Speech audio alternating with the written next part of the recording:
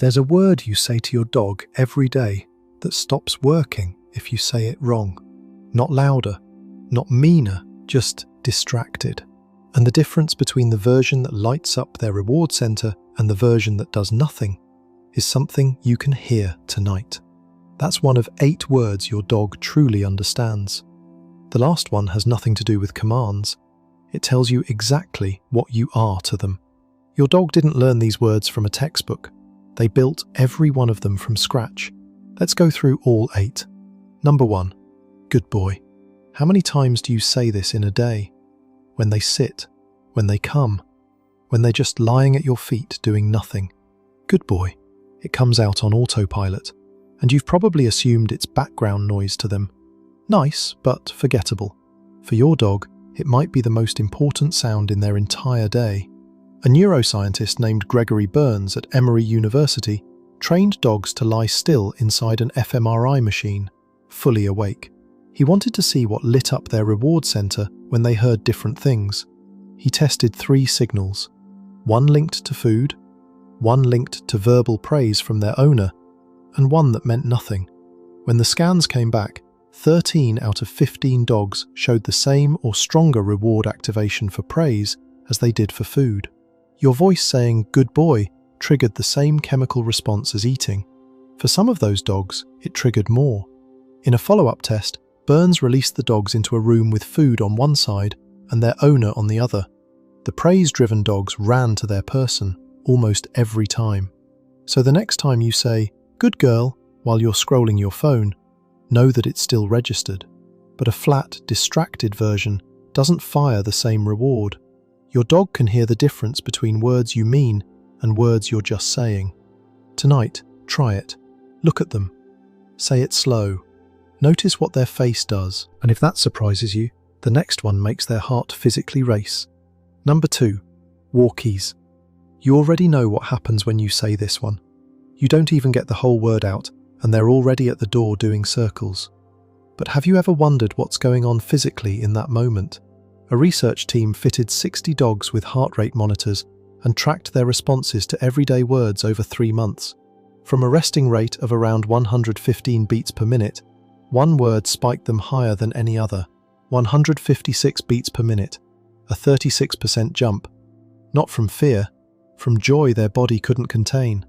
Dinner came second at 152. Treat hit 151. But the least exciting phrase they tested? "Shall we go home?" That one actually dropped their heart rate below resting. They literally deflated.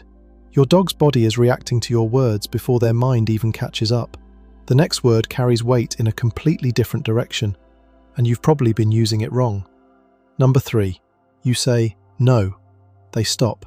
You figured they understood. Well, partly. But what's actually going on when they freeze is different from what you think. In 2020, researcher Magyari and her team put EEG caps on 17 family dogs and played them familiar commands mixed with made-up words. Some of the fake words sounded almost identical to the real ones. Just one sound changed. Their minds caught the difference between a known word and a completely different nonsense word in about 200 milliseconds, faster than a blink. But when the fake word sounded close to the real one, they didn't notice. They treated both as the same. So when you say "no," your dog isn't processing a dictionary definition. They're reading the shape of the sound and the shift in your energy. That sharp, sudden change is what stops them. And that's where it goes sideways. If "no" always comes loud, always comes with frustration, your dog doesn't learn the rule. They learn that your voice is something to brace for. One calm "no." Then redirect them towards something they can do. That's what actually teaches. Quick question before we keep going. Out of every word you say to your dog in a day, which one do you think gets the biggest reaction? Drop it in the comments. Because the next one is the study that caught me completely off guard. Number 4. Their toy's name. Have you ever said your dog's toy name and watched them go grab the right one? Get your ball. Where's your rope? Maybe you figured it was a lucky guess. It wasn't luck. And what's happening in your dog's head in that moment is something scientists didn't think any animal besides humans could do. A team led by Mariana Boros at Emory University in Budapest put EEG caps on 18 dogs. The owner said a toy's name out loud. Then either the correct toy appeared on a screen or a completely different one did. When the wrong toy showed up, the dog's minds fired a mismatch response. The same kind of signal your own head produces when someone says a sentence that doesn't make sense. When you say, ball, your dog pictures the ball. They form an actual mental image from the word alone. And when reality doesn't match that image, they notice. This wasn't just specially trained dogs, it showed up across breeds. Dogs with big vocabularies, dogs with small ones. Your family dog is doing this with the words you use every day. They've been quietly building a dictionary you never taught them. And for a small number of dogs, it goes even further. In January 2026, a study published in Science found that certain gifted dogs could learn a new word just by overhearing a conversation. The owner talked about a new toy with another person while the dog sat nearby. Nobody spoke to the dog. After just 8 minutes, 7 out of 10 of those gifted dogs could find the new toy by name. They picked it up the way a toddler does, by listening in on the adults around them. Most dogs can't do that, but all of them are filing away more of your words than you realise. We're about halfway through, and if any of this is shifting how you think about your dog, hit subscribe. We break down what your dog is really telling you every week. And the words coming up next? They get personal. Number 5. Their name. This one seems obvious. Of course your dog knows their name. But the depth of that recognition goes further than you'd expect. In 2022, researchers at Dalhousie University surveyed 165 dog owners and counted every word their dogs responded to. Out of an average of 89 words, the dog's own name was number 1. Every single dog in the study recognized it. But a 2019 study found something more interesting. 42 dogs heard commands from voices they'd never heard before, complete strangers, and they still responded correctly. Your dog isn't just recognizing your voice when you call them, they know the word itself, no matter who says it. And out of those 89 words, their name is the only one that doesn't ask them to do something. It doesn't mean sit, stay, eat, or go. It just means you. It's the one word in their vocabulary that has no job except to say they exist in your world. And every time they hear it, they look up. They're checking. Is this moment about me? There's one more word your dog has figured out that you honestly thought you were hiding from them. Number 6. The words you spell out. Be honest. When did you start spelling things around your dog? 6 months in? A year? You started because saying the word caused chaos. Walk meant instant tornado. Treat meant you had 3 seconds before they lost their mind. So you got clever. WALKTREAT. Problem solved. Except at some point, the spelling started working too.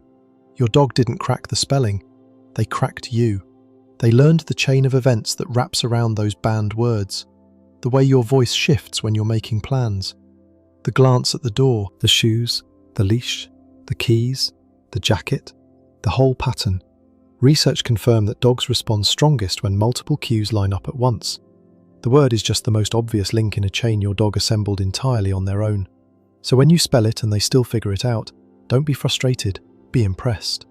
They learned your routine better than you know it yourself. If your dog has cracked one of your codes, let me know which word it was. I guarantee the comments on this one are going to be hilarious. Number 7 is short, but what it reveals about your dog is worth hearing. Number 7. Wait. No treat attached to this one. No walk, no belly rub. And that's exactly why it matters. When your dog hears wait and actually holds back, they're overriding an impulse. They want to go, and they're choosing not to. That takes trust. Your dog doesn't wait because they're afraid of you. They wait because they believe something good is on the other side of the pause. You built that. Every time wait led to a release and then something worth it, you were teaching them that patience pays off, that your promises land. But if wait stops leading to anything, they stop trusting it. Not because they forgot the word, because they stop believing the person behind it. Which brings us to the last word, the one I mentioned at the beginning.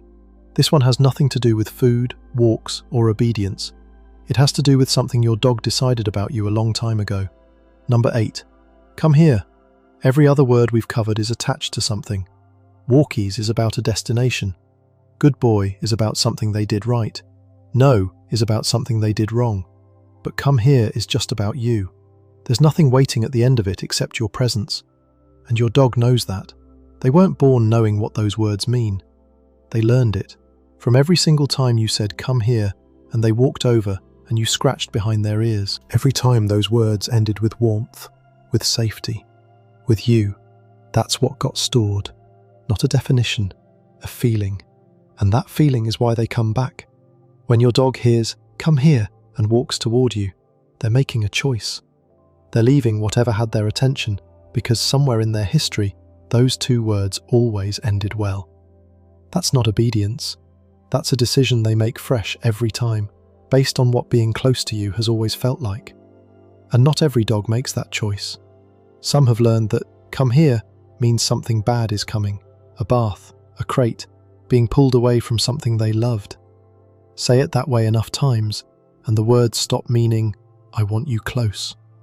But if your dog hears, "Come here," and comes, if they cross the room and sit at your feet and look up at you, that is every good moment you've ever given them, remembered all at once.